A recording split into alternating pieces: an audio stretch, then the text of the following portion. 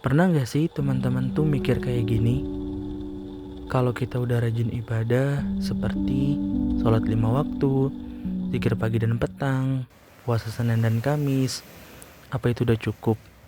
Lalu bagaimana jadinya jika kita udah rajin ibadah tapi kita masih buang sampah sembarangan? Atau gak peduli dengan kerusakan lingkungan? Insya Allah dalam beberapa menit ke depan, saya, Sirojudin As'ad, mahasiswa program studi S1 Pendidikan Agama Islam, Fakultas Ilmu Sosial dan Hukum, Universitas Negeri Jakarta Angkatan 2024, dengan NIM 1404624151, akan mengajak seluruh teman-teman untuk menganalisis bersama mengenai pihak-pihak yang lebih mengedepankan ibadah ritual dan menyampingkan ibadah sosial. Sebelum kita masuk ke bagian analisis, sebaiknya kita masuk ke sesi pemaparan studi kasus dulu kali ya. Jadi, simpelnya tuh begini teman-teman. Saat ini, sudah banyak organisasi yang mulai sadar bahwa bumi kita ini tidak baik-baik saja. Ditambah lagi dengan maraknya isu pemanasan global. Salah satu organisasi tersebut yaitu organisasi keagamaan. Tetapi tidak semua organisasi keagamaan memberikan respon yang sama.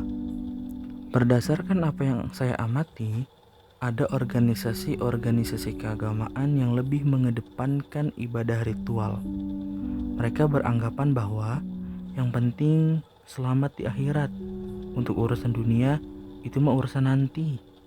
Mereka selalu mengajak dan membahas mengenai zikir, sholat, puasa.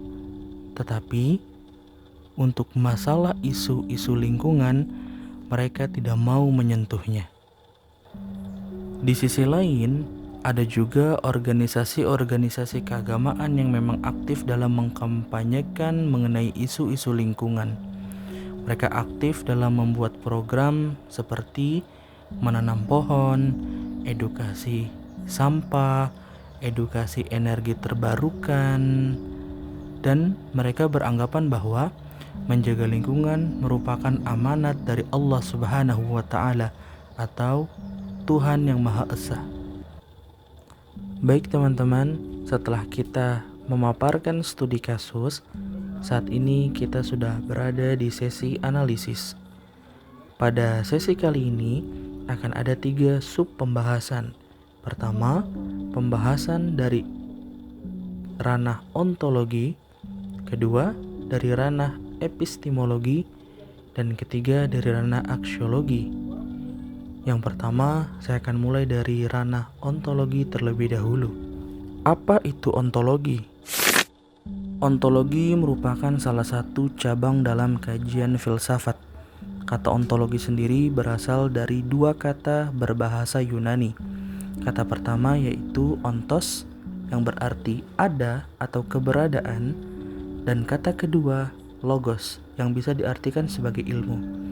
Jadi, ontologi adalah sebuah kajian dalam filsafat yang membahas tentang keberadaan. Salah satu poin yang dibahas dalam kajian ontologi yaitu realita. Jika saya menghubungkan antara ontologi dengan studi kasus yang telah kita bahas, maka saya mengasumsikan bahwa organisasi pertama ini menganggap realita tertinggi adalah akhirat. Selain akhirat dianggap tidak penting. Oleh karena itu, lingkungan pun dianggap tidak penting. Selain itu, mungkin organisasi pertama ini juga berpijak pada dalil-dalil pada kitab suci yang menyatakan bahwa segala macam kesenangan yang ada di dunia merupakan tipuan.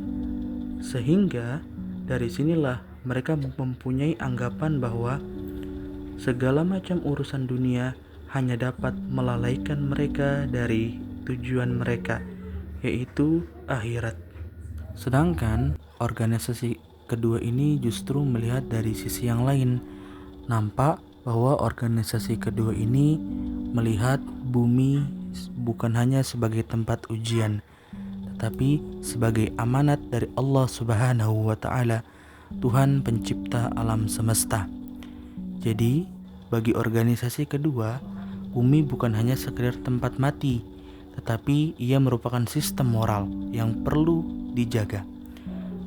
Menjaga bumi sama dengan menjalankan amanat dari Allah Subhanahu wa Ta'ala. Inilah perbedaan ontologi dari transendental versus perubahan. Baik teman-teman, selanjutnya kita akan masuk ke sub pembahasan kedua dari analisis. Sub pembahasan kedua dari analisis yaitu epistemologi. Apa itu epistemologi? Epistemologi merupakan salah satu cabang dalam kajian filsafat. Istilah epistemologi sendiri berasal dari dua kata berbahasa Yunani. Kata pertama yaitu epistemi yang berarti pengetahuan, dan kata kedua yaitu logos yang berarti ilmu. Jadi, epistemologi merupakan salah satu cabang kajian dalam filsafat yang mempelajari tentang ilmu pengetahuan atau yang mempelajari tentang bagaimana ilmu itu didapatkan. Jika kita hubungkan antara epistemologi dengan studi kasus yang telah dipaparkan di awal, maka saya beranggapan bahwa organisasi pertama ini lebih menggunakan epistemologi pada pendekatan tekstualis normatif. Artinya, segala sesuatu dalam beragama ini harus ada di dalam teks. Jika tidak ada di dalam teks, ataupun jika tidak disebutkan secara eksplisit di dalam teks, maka itu bukan menjadi prioritas utama. Oleh karena itu, organisasi pertama menganggap bahwa melakukan penelitian lingkungan atau melakukan pendalaman terhadap ilmu sains bukanlah prioritas utama dalam beragama. Justru sebaliknya, saya melihat bahwa organisasi kedua ini menggunakan pendekatan epistemologi yang lebih terbuka.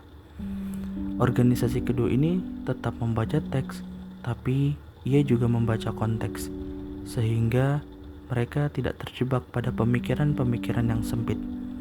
Mungkin mereka merujuk pada dalil-dalil pada kitab suci yang menyatakan bahwa tidakkah mereka mentadaburi alam semesta? Quran Surah Muhammad ayat 24. Hal ini juga sempat disampaikan oleh salah seorang guru kami, yaitu Bapak Ustadz Dr. Andi Hadianto, dalam perkuliahan mata kuliah Ulumul Quran. Beliau pada kesempatan itu menyampaikan bahwa membaca firman-firman Allah, membaca kalam-kalam Allah bukan hanya dengan membaca yang tertulis saja, tetapi dengan membaca alam semesta, mengamati alam semesta, itu pun bisa dikatakan membaca kalam-kalam Allah. Saya sangat sepakat akan hal ini, karena ilmu pengetahuan tidaklah boleh berhenti hanya di atas kertas saja. Baik teman-teman, saat ini kita akan memasuki sub pembahasan ketiga dalam analisis, yaitu sub pembahasan aksiologi. Apa itu aksiologi? Aksiologi merupakan salah satu cabang dalam kajian filsafat. Kata aksiologi sendiri terdiri dari dua kata dalam bahasa Yunani.